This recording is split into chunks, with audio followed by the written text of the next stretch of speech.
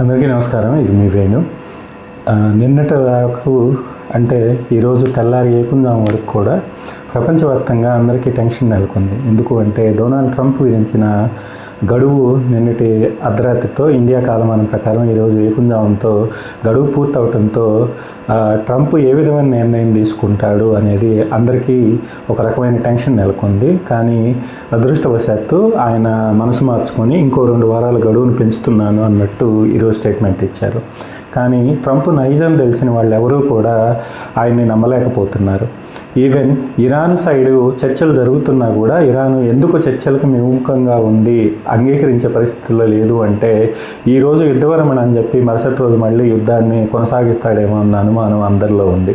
అలాగే ఇజ్రాయెల్ కూడా అమెరికా మాట వినకుండా యుద్ధాన్ని కొనసాగించవచ్చు అనే భయం కూడా ఇరాన్లో కనపడుతున్నట్టుంది. అందుకే వాళ్ళు శాశ్వత యుద్ధ విరమణకి సంబంధించిన ఒప్పందం కుదిరితే తప్ప మేము అమెరికాతో ఎలాంటి చర్చలు జరపాలనుకోవట్లేదు అనే రిప్రజెంటేషన్లోనే ఉన్నారు. ఇక్కడ మనం మాట్లాడుకోవాల్సింది ఒక పిచ్చోడి చేతిలో రాయి అంటాం మన తెలుగులో. ఇప్పుడు అమెరికా దగ్గర ఉన్న ఆయుధ వ్యవస్థ కానీ టెక్నాలజీస్ కానీ అవి ఉపయోగించుకొని ఇతర దేశాల మీద ఎలా దండయాత్ర సాగిస్తున్నాడు అనేదే ఇప్పుడు అందరినీ తలచివేస్తోంది. ఎందుకు అంటే వెనిజులాలో మనం చూసాం, ఒక పీపుల్ రిప్రజెంటేటివ్ని అంటే ప్రజాస్వామ్య పద్ధతిలో ఎన్నుకున్న ఒక అధ్యక్షుడిని కిడ్నాప్ చేసి తీసుకువెళ్ళి అతన్ని జైల్లో వేయటమే కాకుండా ఇప్పుడు కొత్తగా నిన్న ఒక స్టేట్మెంట్ ఏంటంటే ట్రంప్ వెనిజులాకి మేబీ నేను అధ్యక్ష అభ్యర్థిగా నిలబెడతారేమో అని చమత్కరిస్తున్నాడు. ఇంకో పక్క క్యూబాని కూడా నేను హస్తగతం చేసుకుంటాను, క్యూబాని కూడా అమెరికాని పాలిస్తుందేమో అంటాడు. ఇంకో పక్క కెనడాని అమెరికాలో కలవండి, అమెరికాతో పాటు ఒక రాష్ట్రంగా మిగిలిపోండి అని ఆహ్వానిస్తున్నాను అంటాడు. ఇప్పుడు ఇరాన్ వంతు వచ్చింది. ఇరాన్ మీద దాడి చేస్తూ నిన్న ఒక స్టేట్మెంట్ ఏమిచ్చాడు అంటే ఇరాన్ యుద్ధంలో మనమే గెలుస్తున్నాం కాబట్టి హర్మోజ్ జలసంధిని మనం స్వాధీనం చేసుకొని అమెరికా సైడ్ నుంచి మనం టోలు వసూలు చేసే ఆప్షన్ కూడా నేను ఆలోచిస్తున్నాను అన్నాడు. లాస్ట్ వీక్ నేను యుద్ధం గురించి కపుల్ ఆఫ్ వీడియోస్ చేసినప్పుడు కొంతమంది నా స్నేహితులు కూడా నాకు ఫోన్ చేసి కానీ డైరెక్ట్గా మాట్లాడినప్పుడు ఎందుకు నువ్వు ఇరాన్ని సపోర్ట్ చేస్తూ మాట్లాడుతున్నావు నీ వీడియోస్లో అన్నారు. నేను ఒకటే చెప్పదలుచుకున్నాను, ఇక్కడ నేను ఇరాన్కి సపోర్ట్ కాదు, పాలస్తీనాకి సపోర్ట్ కాదు, ఉక్రెయిన్కి సపోర్ట్ కాదు, రష్యాకి సపోర్ట్గా మాట్లాడదలుచుకోవట్లేదు. ఇక్కడ అనవసరమైన యుద్ధానికి మనం వ్యతిరేకించాలి. ఎందుకు అంటే ఇక్కడ చర్చలతో ముగించాల్సిన అంశాన్ని నాకు బలం ఉంది కదా అని చెప్పి పక్క దేశం మీద దాడెత్తడమే అన్యాయం అనేది నా మాటల్లోని ఉద్దేశం. అంతేగాని ఇరాన్కో పాకిస్తాన్కో సపోర్ట్ కాదు. ఇక్కడ మీరు ఒకటి ఆలోచించండి, రేపు హర్మోజ్ జలసంధి కనుక అమెరికా చేతుల్లోకి వెళ్ళిపోతే ఏషియా మొత్తాన్ని కంట్రోల్ చేయడానికి అతను ట్రై చేస్తాడు. ట్రంప్ లాంటి వ్యక్తి మళ్ళీ అధ్యక్షుడిగా వచ్చిన ట్రంప్ కూడా రేపు చేయబోయేది అదే. ఇప్పుడు ఎలాగైతే ఇరాన్ కంట్రోల్ చేస్తుందో రేపు అమెరికా కూడా ఇండియా మీదో లేకపోతే మన ఏషియా కంట్రీస్ మీదో నేను చెప్పిన డిమాండ్స్కి ఒప్పుకోండి, లేదంటే హర్మోజ్లో నేను ట్రాన్స్పోర్ట్ ఆపేస్తాను అంటే అప్పుడేం చేస్తాం మనం? అప్పుడు మళ్ళీ అమెరికాకి తలొగ్గి మనం పనిచేయాలా? అందుకే నేను అమెరికా ఆధిపత్యానికి వ్యతిరేకంగా మాట్లాడుతున్నాను ఏ వీడియో చేసినా కానీ. ఎందుకు అంటే అనవసరమైన ఆందోళన క్రియేట్ చేయడంలో అమెరికా ముందు ఉంటుంది. ఇప్పుడు నిన్న ట్రంప్ మాట్లాడుతూ ఇరాన్ గురించి 40 ఏళ్ల దుష్టపాలనకు చరమగీతం పాడుతున్నాను, దుష్టపాలన అంతమై మంచి పాలన వస్తుంది అని అన్నాడు. కానీ 40 ఏళ్ల క్రితం, దాదాపుగా 40 ఏళ్ల క్రితం ప్రజాస్వామ్యంగా ఎన్నికైన ఒక ప్రధానమంత్రిని దించడానికి కుట్రలు చేసి అమెరికా బ్రిటన్ కుట్రలు చేసి ఈ మతోన్మాద వ్యక్తుల్ని అందలం ఎక్కించింది.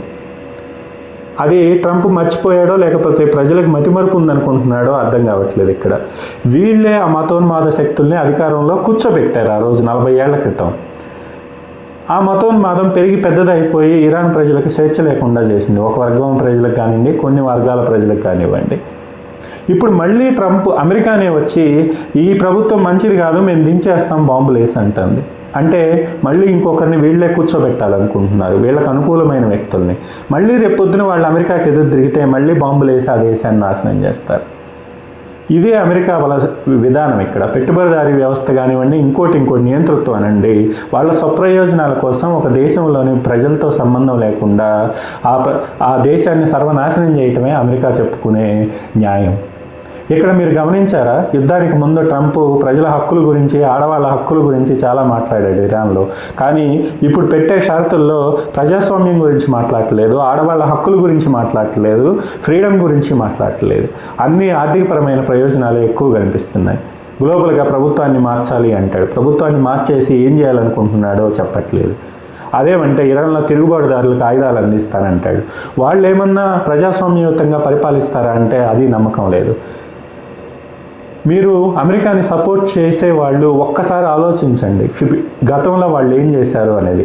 సిరియాలో అసద్ ప్రభుత్వాన్ని కానీ రష్యా అనుకూల ప్రభుత్వాన్ని కానీ కూల్చడానికి ఐసిస్కి సపోర్ట్ చేసి ఐసిస్కి ఆయుధాలు అంచింది ఈ అమెరికా ప్రభుత్వమే.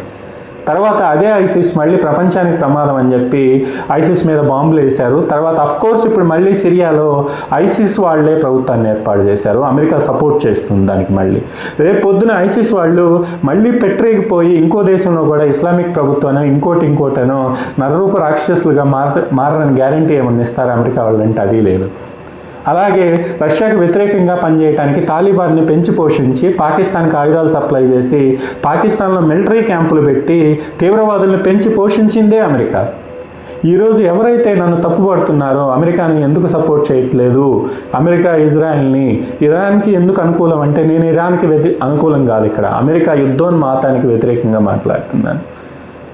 ఈరోజు పాకిస్తాన్కి ఎవరు సపోర్ట్గా నిలబడుతున్నారో మనకు తెలుసు. ట్రంప్ పాకిస్తాన్ అనుకూల నిర్ణయాలు తీసుకుంటూ ఉన్నాడు. అలాగే ఇక్కడ రేపు పొద్దున పాకిస్తాన్లో ఉన్న మిలిటరీ క్యాంపులకి ఆయుధాలు సప్లై చేయడని మనకేమన్నా నమ్మకంగా చెప్తున్నాడు ట్రంప్ అంటే అది లేదు. ఎందుకంటే పాకిస్తాన్లో ఉన్నది మిలిటరీ ప్రభుత్వం, ప్రజాప్రభుత్వం కాదు. మిలిటరీ నిర్ణయాలే అక్కడ అమలు అవుతాయి. ట్రంప్కి కావాల్సింది పాకిస్తాన్లో ఒక డమ్మీ ప్రభుత్వం కావాలి, మిలిటరీ వాళ్ళే కావాలి ట్రంప్కి. ఎందుకంటే వాళ్ళకి కావాల్సిన తీవ్రవాదులకు ట్రైనింగ్ ఇవ్వాల్సింది పాకిస్తాన్లోనే. పాకిస్తాన్లో ట్రైనింగ్ ఇచ్చి మిగతా దేశాలకి డంపింగ్ అనేది ఎప్పటి నుంచో జరుగుతుంది. అందుకే నేను అమెరికా యుద్ధోన్మాదాన్ని వ్యతిరేకిస్తున్నాను.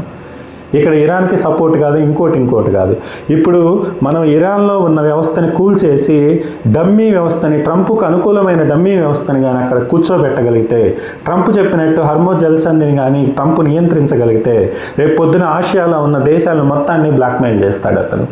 నేను చెప్పినట్టు మీరు నడుచుకోండి, లేదంటే మీ నౌకలను అక్కడి నుంచి పంపించను, మీకు సప్లైలు ఆపేస్తాను అంటాడు. ఆ రోజు ఏం చేస్తాం?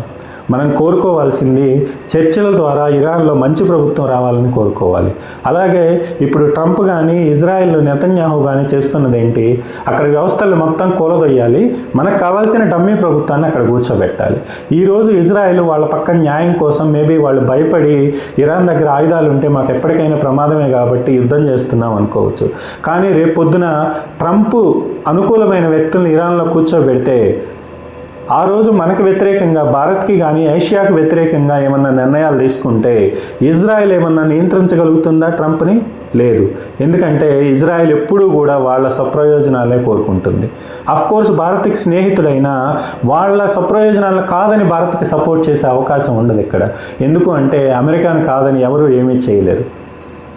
సో ఇది ఒక చిన్న యుద్ధం లాగే కనిపించవచ్చు, కానీ గ్లోబల్ వైజ్గా అండ్ లాంగ్ టర్మ్లో చూస్తే మన భారతదేశానికి కూడా ఎంతో ఇంపాక్ట్ ఉంటుంది ఈ ఇరాన్ యుద్ధం అనేది. అలాగే ఇరాన్ యుద్ధం ఇంతటితో ఆగిపోవాలని కోరుకోండి ఎవరైనా సరే. చర్చల ద్వారా ఆగిపోవాలి, చర్చల ద్వారా ఈ యుద్ధాన్ని ముగించాలి అని కోరుకోండి. అంతేగాని ఇరాన్ని సర్వనాశనం చేసేసి అక్కడ ఉన్న వాళ్ళందరినీ చంపేసి ముగిస్తే రేపు ట్రంప్ ఇంకొక మిలిటెంట్ గ్రూప్ని తీసుకొచ్చి అక్కడ కూర్చోబెడతాడు. వాళ్ళు రేపు పొద్దున ప్రమాదకరంగా తయారవుతారు ఇంకో దేశాలకు కానీ. అది ఎప్పటికైనా ప్రమాదమే. ప్రజలు ఎన్నుకున్న ప్రభుత్వాలు రావాలని కోరుకోండి, అంతేగాని పక్క దేశం వాళ్ళు తీసుకొచ్చి కూర్చోబెట్టిన అధ్యక్షుడినో ప్రధానమంత్రినో చేద్దామనుకుంటే మళ్ళీ ఘర్షణలే చెలరేగుతాయి భవిష్యత్తులో కూడా. అందుకే నేను అమెరికా యుద్ధోన్మాదాన్ని వ్యతిరేకిస్తాను, అంతేగాని ఇంకొకరికి సపోర్టు ఒకరికి యాంటీ అని కాదు. ఇక్కడ మీరు డొనాల్డ్ ట్రంప్ని తీసుకోండి, అతను ఏం చేస్తున్నాడో అక్కడ ఎవరికీ అర్థం కావట్లేదు, అమెరికా ప్రజలకే అంతు పట్టట్లేదు. అలాంటి వ్యక్తి చేతుల్లో హర్మోజ్ జలసంధి కానీ వెళ్ళింది అంటే అతను ఎన్ని దేశాలను బ్లాక్మెయిల్ చేయగలుగుతాడు అనేది ఆలోచించండి. అందుకే అమెరికా కంట్రోల్లోకి వెళ్లకుండా చర్చలు కొనసాగి అంతకు ముందులాగే ఫ్రీగా ట్రాన్స్పోర్టేషన్ కావాలి అని కోరుకోండి. అది అందరికీ ఉపయోగకరమైన ప్రయోజనం. ఇక్కడ అదృష్టవశాత్తు ట్రంప్కి ఎవరు చెప్పారో ఏమి ఫలించినాయో తెలియదు, కానీ మరో 2 వారాలు పొడిగించాడు. కానీ ఈ 2 వారాలు నెతన్యాహు ఊరుకుంటాడా అంటే నెతన్యాహు ఊరుకునే పరిస్థితి కనపట్లేదు. అతను బాంబులు వేస్తూనే ఉంటాడు. అతను బాంబులు వేసిన కొద్దీ ఇరాను పక్క దేశాల మీద ఆ ప్రతాపం చూపిస్తూనే ఉంటుంది, గల్ఫ్ కంట్రీస్ మీద. మిగతా అమెరికా ఎయిర్ బేస్లు ఎక్కడైతే ఉన్నాయో, అమెరికా మిలిటరీ బేసెస్ యూఏలు కానివ్వండి, కువైట్లో కానీ ఇంకో చోట వాళ్ళు దాడులు చేస్తూనే ఉంటారు. సో ఇది నెవర్ ఎండింగ్ వార్ లాగే కనిపిస్తుంది నాకైతే. ఇది ఇప్పుడిప్పుడే సమస్య పోయేలాగా కనిపించట్లేదు. అంటిల్ అన్లెస్ ట్రంప్ మీద విపరీతమైన ఒత్తిడి ఉంచి అతన్ని చర్చలకి సమూలంగా యుద్ధాన్ని ఆపే చర్చలకి కూర్చోబెడితే తప్పక ఇది ఆగేలాగా కనిపించట్లేదు. అందుకే అమెరికాలో ఉన్న ఆర్థికవేత్తలు కూడా అదే కోరుకుంటున్నారు. ఎవరైనా ఇతన్ని ఏదో ఒక విధంగా కన్విన్స్ చేసి యుద్ధాన్ని ఆపండి, యుద్ధోన్మాదాన్ని, లేకపోతే ఇతని పిచ్చి పట్టినట్టు ఎలా పడితే అలా ప్రవర్తిస్తున్నాడు, ఇతను రేపు పొద్దున ఇంకో సాకు చూపించి అక్కడ న్యూక్లియర్ వెపన్స్ వాడినా ఆశ్చర్యపోనక్కర్లేదు. అందరూ అదే భయపడుతున్నారు, యూరోపియన్ కంట్రీస్ కానీ ఎవరైనా సరే. ఈ పిచ్చోడి చేతిలో న్యూక్లియర్ వెపన్స్ ఉన్నాయి, తీసుకెళ్ళి పడేస్తాడేమో అని భయపడుతున్నారు. ఎందుకంటే ఒక చోట న్యూక్లియర్ వెపన్స్ వాడితే అది అంతటితో ఆగదు కదా, అది గాల్లో కలిసి పక్కనున్న యూరోప్ కూడా వ్యాపించే అవకాశం ఉంది, రిఫ్లెక్షన్స్ అనేవి. సో ఇక్కడ మనం చేయాల్సింది యుద్ధానికి వ్యతిరేకంగా పోరాడాలి, యుద్ధానికి వ్యతిరేకంగా మాట్లాడండి. అది ఎక్కడైనా సరే. ఇండియా పాకిస్తాన్కి యుద్ధం జరగాలని మనం ఏమన్నా కోరుకుంటున్నామా? మెజారిటీ వ్యక్తులు ఎవరూ కూడా ఇండియా పాకిస్తాన్కి కూడా యుద్ధం రావాలని కోరుకోవట్లేదు. పాకిస్తాన్ మనసు మారాలనే కోరుకుందాం మనం. పాకిస్తాన్లో ఉన్న మిలిటరీ పాలకులు విపరీతమైన మనస్తత్వాలు మారిపోయి ప్రజాస్వామ్య ప్రభుత్వం వచ్చి చర్చల ద్వారా వివాదాన్ని ముగించాలనే కోరుకుందాం. ఎందుకంటే అది అందరికీ మంచిది. అది ఒక అణ్వాయుధ దేశం, మనది అణ్వాయుధ దేశం. వాళ్ళు కూడా పిచ్చి పట్టిన వాళ్ళే. పాకిస్తాన్లో ఉన్న మిలిటరీ పాలకులు కూడా వాళ్ళ స్వప్రయోజనాల కోసం ఎంతకైనా దిగజారుతారు. అందుకే మనం రీసెంట్గా దాడులు జరిగినప్పుడు కూడా మనం పరిమితంగానే దాడులు చేసింది మన గవర్నమెంట్. ఎక్కడా కూడా విచ్చలవిడిగా ఆయుధాలను వాడలేదు, పౌర నివాసాల మీద ఎక్కడా వాడలేదు, మిలిటెంట్ గ్రూపుల మీద, మిలిటరీ టార్గెట్స్ మీద దాడులు చేసి అంతవరకే ఆపేసాం మనం మిడ్నైట్. ఎందుకు అంటే మన పాలకులకు గుర్తెరిగారు ఇక్కడ. ఇది యుద్ధాన్ని విస్తరించుకుంటూ పోతే అది రెండు పక్కల ప్రజల నాశనానికే దారితీస్తుంది ఈ రోజుల్లో.